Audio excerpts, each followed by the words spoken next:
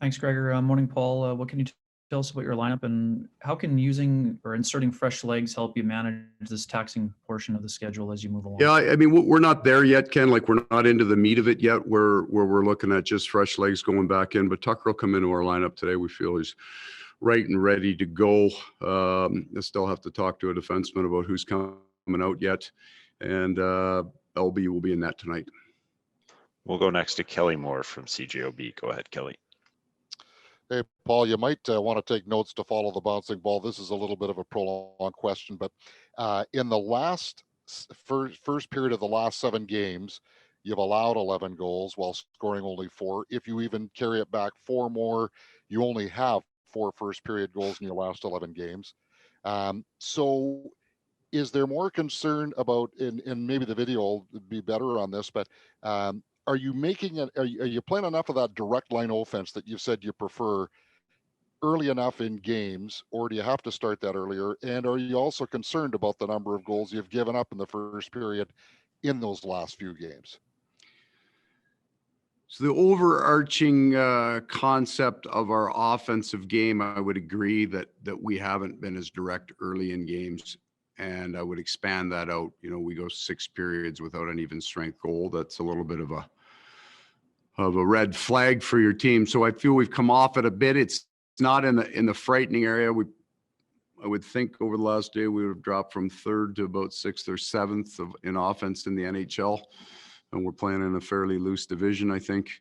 The defensive part of it, I haven't been in too big. We've had 1 or 2 dominant, periods where I thought we were better offensively and didn't get anything, and then there was a couple of periods where I thought the other team was, considerably better than our team.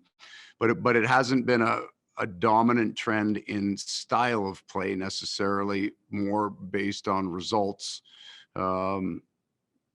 We've tried to play a tighter game this year than we have in the past. And some of that relates to our offensive game. So we're trying to be a little bit smarter with, turnovers and things like that, the offense, but we don't want to take, like, we got a 2-on-1 in the start of the game and Blake tries to pass to Mark and that puck doesn't get to the net. They're not hearing anything when they come to the bench, right? That's a 2-on-1 with really skilled players. They make their play. There's other pieces to our game where I think we're trying to make plays that aren't there, where we need to be more direct and play a more simple game.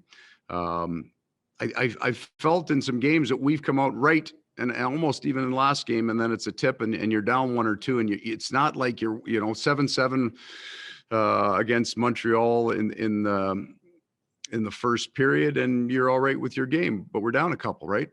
But our game's solid. So I feel that there is far less inconsistency in our game. I know the shots have been a little, but our game hasn't been, terrible game or terrible first period and then great second and then terrible third. The score would tell you it has been, but I don't believe the play has been. We'll go next to Sarah Orleski from TSN. Go ahead, Sarah. I just wanted to confirm, are you planning on keeping or starting the game with Stastny up with Scheifele and Wheeler? Yeah, I'm not sure that's information that I'm handing out on back-to-backs. Maybe that has them change what they're viewing with their D pairings or their D matching. I will tell you that I'm really, really open to moving that around, and there's a comfort level with our forwards, especially the way with the injury to Patrick and then missing Pierre-Luc. We had a big bulk of time where there were a lot of different line combinations and we were having some success doing it. So it's not something that this group is uncomfortable with. We'll go next to Paul Friesen from the Winnipeg Sun. Go ahead, Paul. Kind of a follow-up to that, Paul. Blake was saying last night that you're probably trying to get a feel for what you're most comfortable with as far as line combinations and solidifying your vision for the latter part of the season is how he put it. When do you like to solidify that vision? By when? And how do you balance experimenting with risking losing points? Well, I would never put experimenting it above winning the game. So if I'm going to make a change on the bench last night, so I thought that Stastny's line was still fairly creative in last night's game, but Scheifele's line wasn't, right? I thought they were a bit stagnant with what they were doing. They looked a little bit out of sync. So when I weighed that, I thought there was no cost to the change.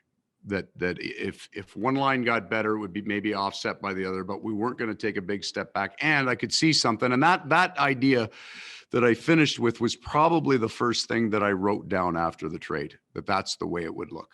So I do want to see it for a while, but I'm not going to leave it 5 games if it's not going. I'll move it around again because there are other options. I mean, we know what Kyle Connor and Scheifele and Wheeler have done together. And I'd like the idea of Stastny as a mentor on the wing for Pierre-Luc, right? And Nikolai Ehlers, that could be really, really good. We may end up going there as well. So I wouldn't put the experimentation above it. And what will we get to? You know, when do you solidify your lines? Like the minute somebody can guarantee me that we won't have an injury, right? Because you're probably never getting to it because somebody's getting dinged up, banged up, or you're even a guy playing that you know is hurt a little bit, so you're protecting it. So I don't know. All you want is, you know, 2 or 3 places to go with your lineup that when you make that change, everybody on the bench goes, yeah, you know, because something's not working. There's a little chemistry off, or there's a matchup that doesn't work. And then you flip 2 guys and everybody on the bench goes, yeah, okay, this has worked before. So you're just trying to build that really good feeling with whatever kind of lines you put together. We'll go next to Sean Reynolds from Sportsnet. Go ahead, Sean.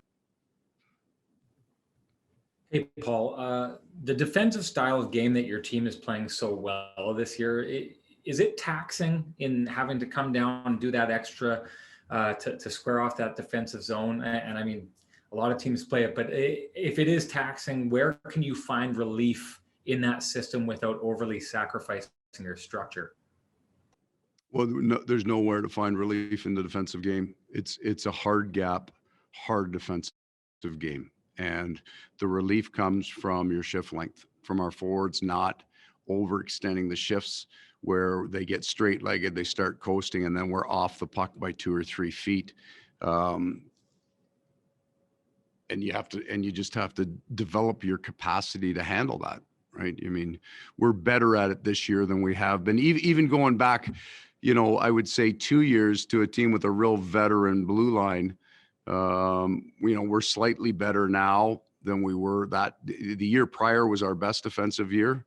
But our forwards have gotten older. Our defense isn't what it was maybe 2 years ago in terms of veteran players. But I think our capacity, Nick Ehlers is a better defensive player. So is Kyle Connor. So is Mark Scheifele. All of those young guys are better defensive forwards that helps our blue line now. Just a couple more for Coach. We'll go next to Ken Weeb from Sportsnet. Go ahead. Paul, did anything stand out in terms of the redirections that were allowed, or was it more circumstances? Obviously, the shot, you know, Mason Appleton's shot block kind of created that lane. Was it just circumstantial yesterday, or did you? Well, we tipped the first one. That's all Right. us. It was a hell of a tip. And then you've got the 5-on-5 and you got the power play. That's a theme for the way they generate offense. We've been pretty darn good at closing it. There's only one there, 5-on-5, that we'd like that stick picked up, but we'd be aware of it. And we had done a good job. You know, Mason Appleton did exactly what we needed him to do. There's no shot tip if you can get a block there, but he took it full force and was late recovering. So, but just we'll show the second one in terms of gap closure of being able to get harder out into that lane and get that stick picked up in the air, and that'll be it. And final question to Paul Friesen from the Winnipeg Sun. Go ahead, Paul. Paul, did you tell us where Tucker's going to be matched? Who he'll be matched with?